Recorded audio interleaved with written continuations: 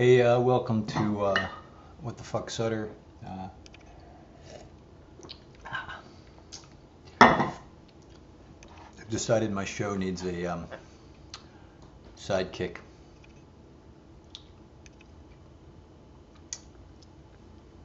An angry bird. What's going on? We finished the first week in writer's room. A really good week, really good first week.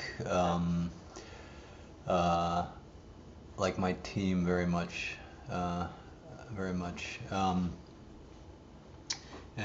way that works is I went in and during the break, what I do is I'll jot down, ideas and big ideas and usually mile markers of where I want the season to go, and I'll wrap a little bit of story around that, and then I'll go in and sort of pitch those bigger arcs, and some of them are very specific, like they're actual scenes and little pieces of dialogue, and then others are just sort of general themes, and I go in and I pitch those, and then just so the room kind of knows where my head's at, and then what we'll usually do is we'll spend a few days, or at least a day, on themes. And I learned this on the Shield. We would do this with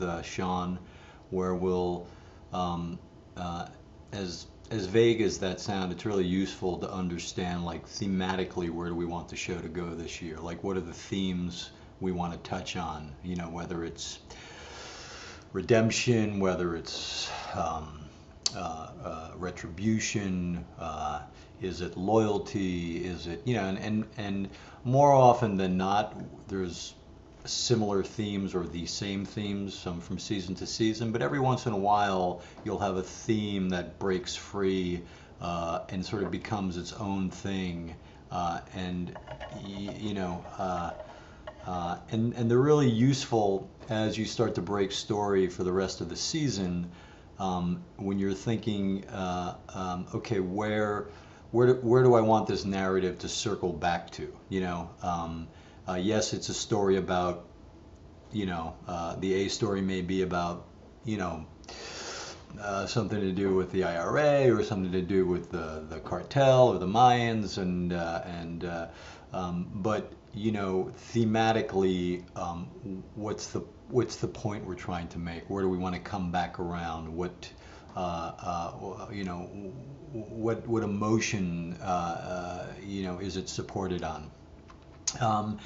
And then we'll jump into specific characters, and we obviously start with Jax, and sort of where did he leave off last season, emotionally, what's going on in his head, and then really, what are his wants, his desires, his goals, his dreams, his proactive plan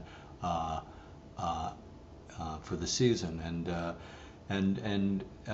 then we do the same thing with Gemma and Clay and Tara and some of our other main characters, and it just sort of gives us a general idea where to jump off of before we actually get into, okay, here's a cool story, and we'll do that. We'll do that probably for another week or so, in a general way, kind of kicking around bigger ideas and bigger arcs, and then usually by week 3 or so we'll get into breaking the specific episodes. We'll jump into breaking the premiere, and it's good. It's I have Chris Collins, who's a great writer and great producer, and he pretty much runs the room for me, and and then I'll jump in excuse me, through the course of the day, and kind of weigh in with ideas or listen to their pitches and steer the direction of where they're going to. So, but it's been a really productive week. I'm very happy, and am hopeful for the new season. So that's the drill. Let me answer a couple of questions. This is from the website, mysutterinc.com website. What, honey? Do I have peanut butter in my beard? Go ahead, dig in.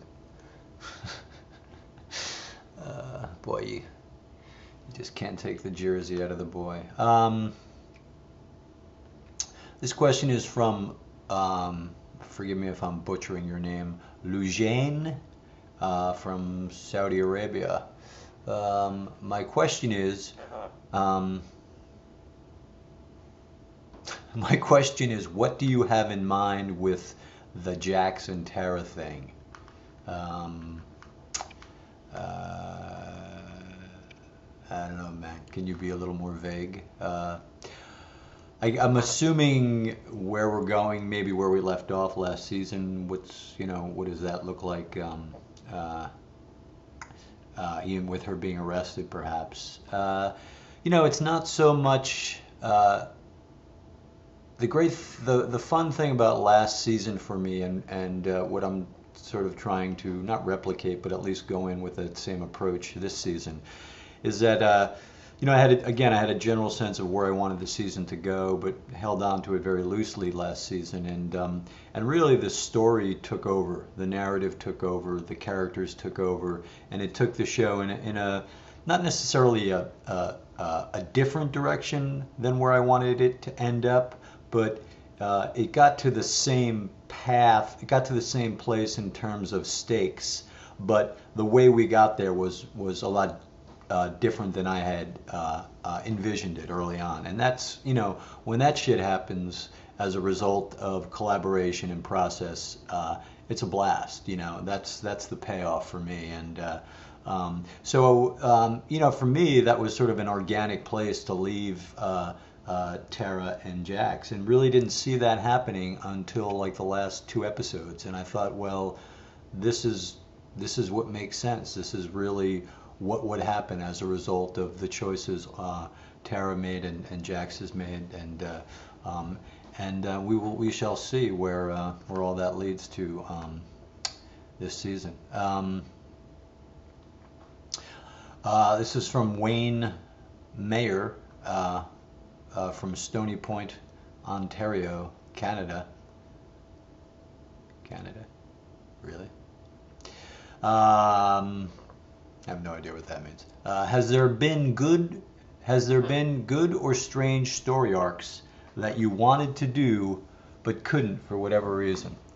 Do you watch the show? I'm lucky. Pretty much every crazy ass fucking story I've ever wanted to tell, either on this show or The Shield, I've managed to spin and deliver or execute in a way that it has allowed me to do it. So other than the scalping story, which actually wasn't mine, that was a Scott Rosenbaum pitch. No, I can't think of any specific thing that's jumped out. I've had ideas, or I've had stories I got to tell that perhaps I had to dress back a bit to make the studio network and perhaps S&P happy, but I've pretty much been able to tell the stories I've wanted to tell on this show.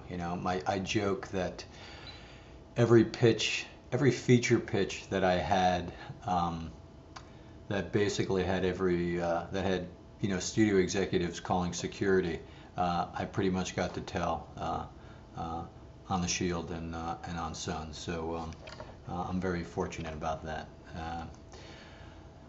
Let's do one more question.